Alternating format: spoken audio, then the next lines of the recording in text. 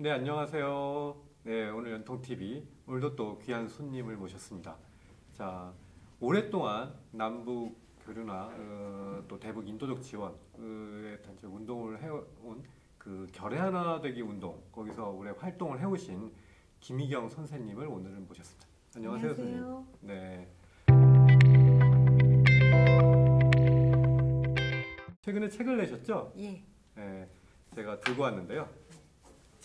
이름이 일단 아주 흥미롭습니다. 책 제목이 좌충우돌 아줌마의 북맹 탈출 평양 이야기.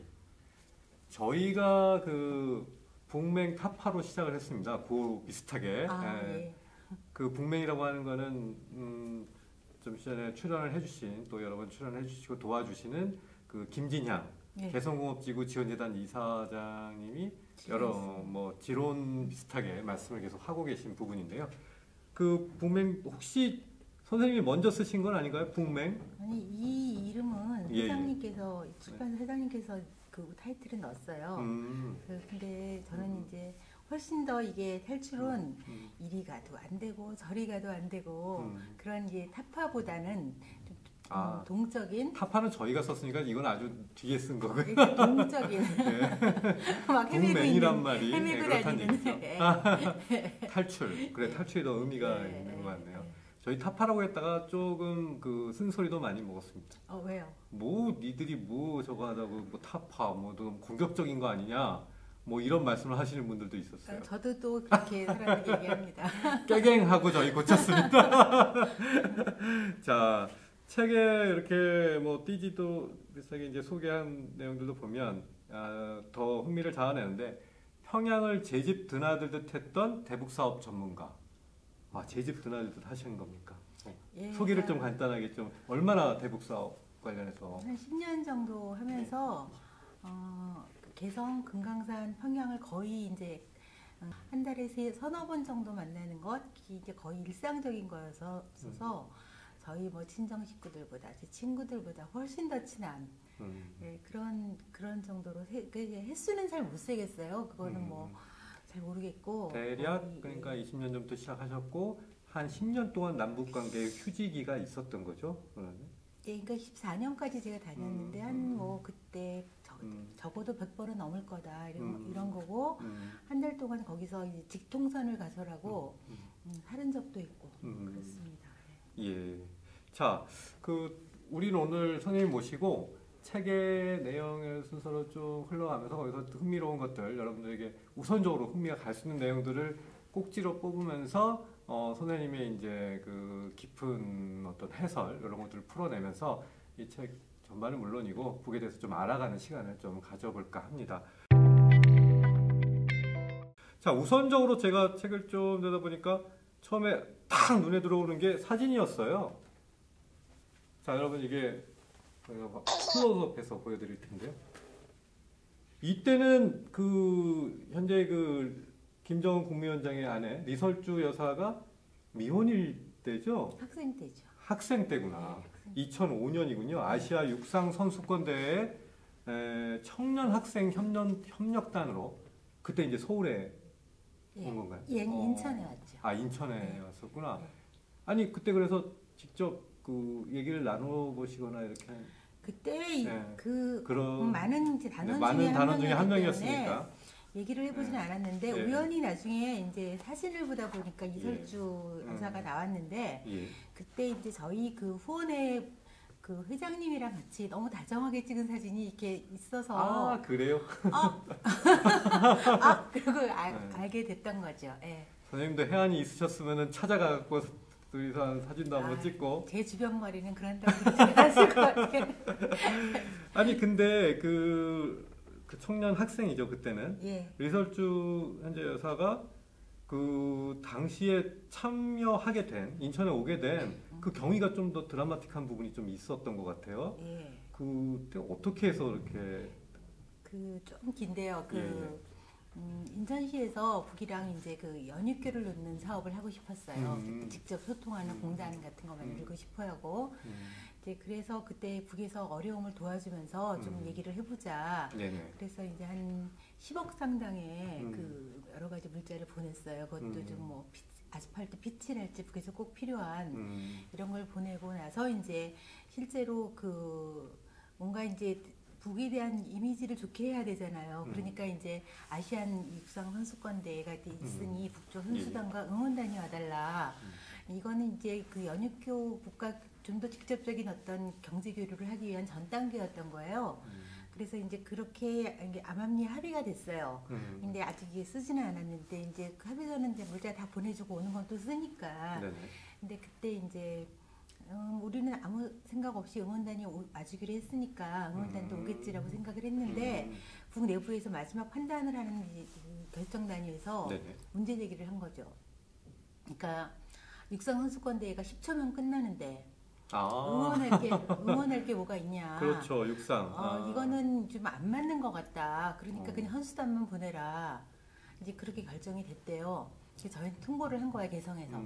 뭐 틀린 말은 아닌데 우리는 어쨌든 분위기를 고양시키려고 한 거잖아요. 그러니까 이제 그러니까 그때 주체는 이제 인천시인데 예. 그 사이에 이제 사업을 실제적으로 이제 왔다 갔다 하면서 진행을 하고 준비하고 계속 그 실무 작업을 했던 거는 이제 선생님이 하신 거고요. 그렇죠. 저희는 이제 그 만나게 정말 해주고, 난감했겠습니다, 그때. 그렇죠. 그러니까 네, 인천시에서 그 네. 아스팔트 빛이 많이 보내라고 하니까 네. 꼭 해야 되냐 뭐 이렇게 할 때마다 저희가 어려울 때 도와줘야 이렇게 그 저쪽에서도 귀를 기울이는 거 아니냐 이렇게 쭉 해왔는데 인천시를 볼 때는 뭐 거의 사기당했다. 그렇죠. 라고. 인천시 입장에서 보면 그 응원단이 좀 와야 그 진짜 북한의 응원단은 어찌 됐든 카메라를 몰고 다니는 그런 부분이 있지 예. 않습니까? 그러니까 와서 좀 홍보를 해줘야 이제 자기들이 이제 좀 빛이 나고 이렇게 하는 생각을 한 건데 예. 막상 안 온다니까 흥행이 제로인 거죠 이제. 망했다 이렇게 예. 하는 거죠. 그래서 예. 그다음에 지금 그분이 이제 그 자유한국당 그쪽의 계열의 안상수 시장님이신데 안상수 그 시장님 당시에, 당시 한나라당 너무 화가 난 게 이해가 되고요 저희들은 충분히 이해가 되고 북의 말도 옳긴 옳지만 이제 와서 그렇게 얘기를 하면 어떡하냐 이제 그런 이제 그 걱정이 태산인 거죠. 그래서 마침 이제 그 바로 한 3일 뒤에가 평양에 들어가는 일정이 있었어요. 근데 이제 개성에서 그 통보를 하면서 3일 뒤에 들어올 일정이 있다고 하니 그때 들어와서 직접 지도부한테 호소를 해라. 그 뭐야 그때가 마지막 다시 한번 결정하는 그날이 온다 이렇게 얘기를 하더라고요. 남쪽에서 이렇게 의견을 들어보고 마지막 판단을 하는 날이다. 근데 이미 결정된 건데 예. 그래도 그 기회가 한 번 더 있으니 한번 해봐라. 그래서 이제 3일 만에 불이 나게 평양으로 달려갔어요. 자 여기서 이제 우리 활동가 김희연 선생님의 진면목이 드러났습니다. 어떻게 북을 설득하셨습니까? 그게 궁금해요. 아니 그 저희가 북이랑 교류협력 사업하는 이건 네. 통일운동의 일환으로 하는 거다. 네. 그래서 우리는 어쨌든 이제 남북을 잇는 가교 역할을 하는 단체인데 우리를 믿고 인천시가 여기까지 왔는데 네. 이제 와서 이렇게 북이 이렇게 나오면 우리가 그 피해를 다 이제 쓰게 된다고 그래서 저희 단체는 문 닫을 수밖에 없다. 우리는 이제 남북을 잇는 게 전령사 역할이었고 북을 믿고 사업을 했는데 이제 와서 그렇게 하지 말고 한 번만 좀 우리를 살려달라. 결국 읍소 작전이 그럴 때는 읍소 제일 작전, 좋을 수 있죠. 예, 살려달라. 그렇게 해서 이제 거의 탄원을 한 거죠. 가서. 그래도 저는 별로 바뀔 거라고 생각 안 했어요. 워낙 뭐. 원래 그 전부터 북의 그런 사업을 할 때 그때 태도나 이런 것들을 보면 짐작컨대 이제 그런 부분에서는 바뀌지 않을 경우가 더 다반사였던 그렇죠. 뭐 거죠. 결정된 거니까요. 결정된 거니까 사실은 이제 뭐 회의가 한 번도 있다고는 했지만 그거는 유식적인 거였고요. 결정된 거였으니까 결정을 바꿀 것 같지는 않았어요. 그렇지만 우리가 이제 마지막 지푸라기라도 담는 심정으로 호소를 한 건데 그게 이제 바뀐 거죠. 바뀌었는데 북에서 얘기한 거는 응원단은 안 된다는 거예요. 왜냐하면 응원할 게 없으니까. 아주 명쾌하긴 해요. 그 논리는. 그러나 이게 준비하신 분들은 참 난감한. 네, 그래서 그때 이제 그 긴급하게 청년학생 혁명단을 대신 내려보내주겠다. 그래서 내가 그게 뭐 하는 겁니까? 하고 물어보니까 응원도 한다. 나는 응원하냐 안 하냐 그것만 이제 관심이 있는 거죠. 근데 응원한다. 근데 결의 하나 대학생 청년 대학생 결의 하나가 있는데 그런 대학생들과 같이 연합 모임이라고 표현해요. 우리는 같이 노는 거예요.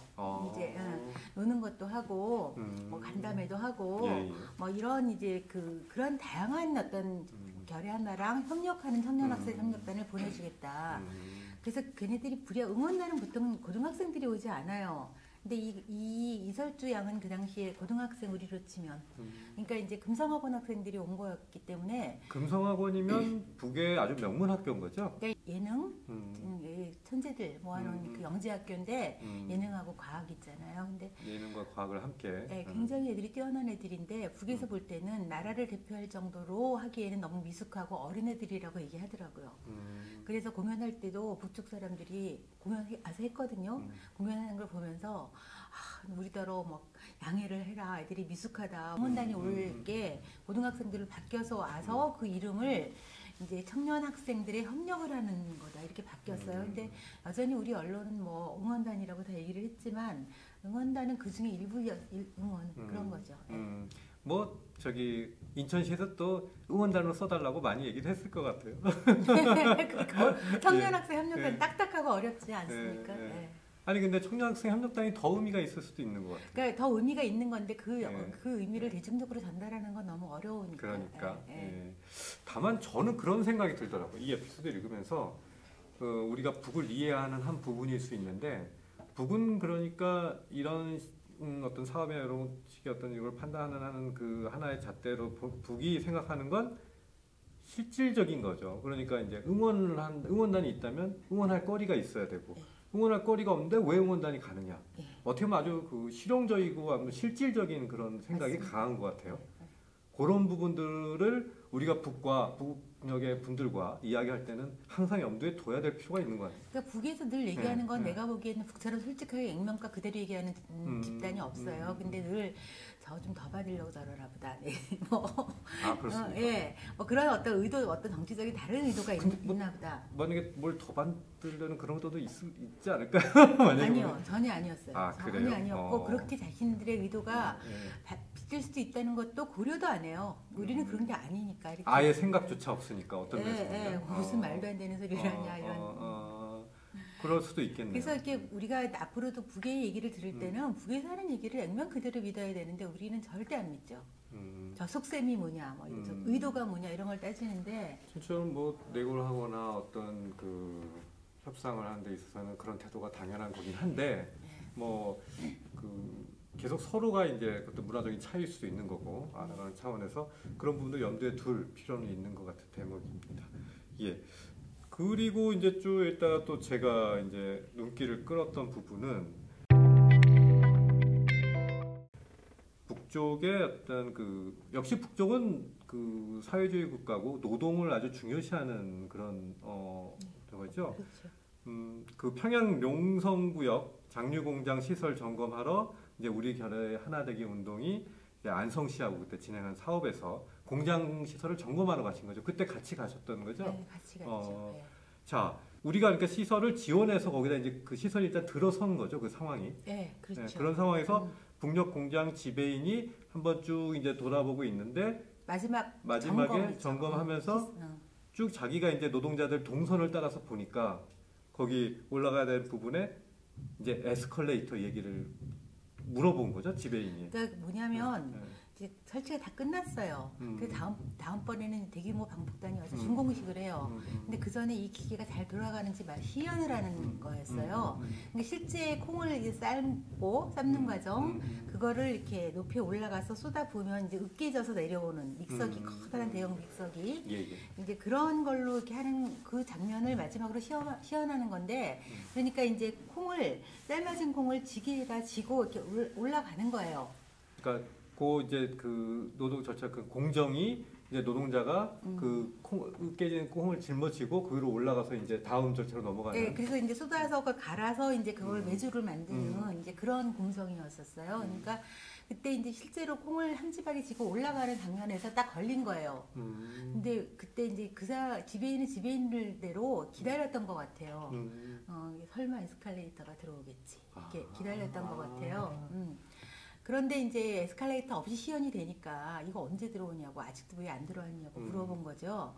근데 우리 네. 쪽 입장에서는 공장 시설 그게 단데 이렇게 이제 그러니까 저는 처음에는 아 이게 일반적인 공정이구나라고 싶어서 좀 같이 간 기술자 사장님한테 예. 왜 그거 안 넣었어요? 그랬더니 이분이 자기가 남쪽에 그런 장공장 웬만한 기계 설비는 다 했대요. 그런데 어디에도 그런 거는 그런 건 없었다. 없었다. 아. 이렇게 얘기를 한 거예요. 그럼 저는 이제 열받죠. 그래서 어. 북한한테 항의를 하는 거죠. 아니 남쪽에 큰 공장도 없다더라. 큰 공장도 그런 건 없다. 없다더라. 왜 그러니까 그런 것까지 요구하냐. 당신들이 좀 공장을 최대한 말 그대로 시쳇말로 뜯어내려고 더 그런 걸 요구하는 거 아니냐 이렇게 아니 받아들여질 수도 이게 있겠네요. 지원을 해주는 건데 우리는 이걸 네. 그 무슨 대가성도 아니고 무료로 네. 지어주는 건데 그런 거까지 요구하는 건 심한 거 아니냐. 그렇죠. 라고 저는 당연히 이제 항의 뭐 화가 나니까 이렇게 네. 항의를 한 거죠. 근데 그때 이제 그 기계 설비를 해주시는 사장님이 저를 부르더니 자기 좀 충격받았다고. 그 남쪽에는 그런 걸 하나도 요구하지 않는데 여기 사회주의라더니 좀 다르다고. 그거부터 얘기하는 거 그게 기본 전제인 것 같다고.